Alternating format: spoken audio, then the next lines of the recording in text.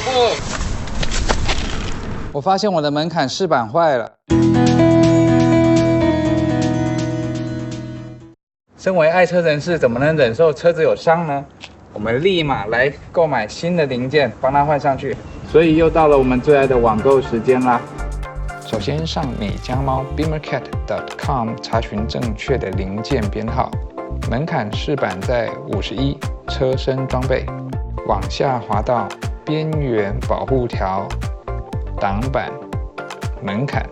项目5就是门槛饰板，饰板门槛前右，找到了51477907154，拷贝这个零件编号，然后 Google 它。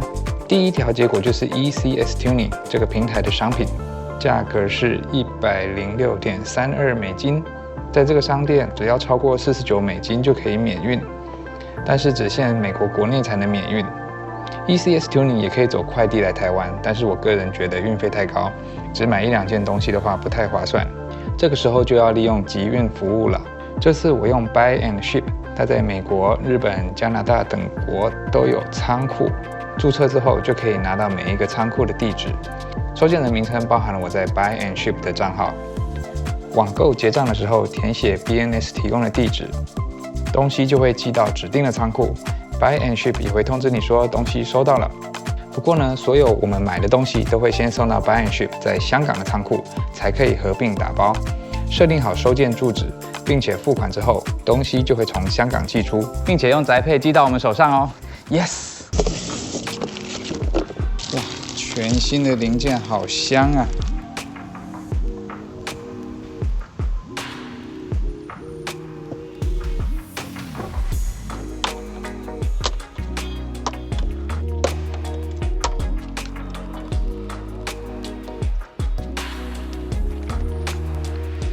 这些黄色的扣子装在饰板上，合上去的时候，其实它并没有对着钣金上的孔。大概把扣子的位置调整好之后呢，就可以装上去，轻轻敲就可以了。又学到了一课。哎呀，哦，够厉害啊！无啦，换塑胶米啊，尔。哦，大概了啊。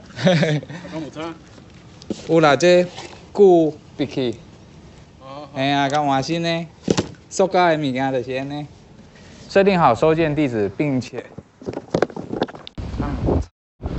今天新竹真的风超大了。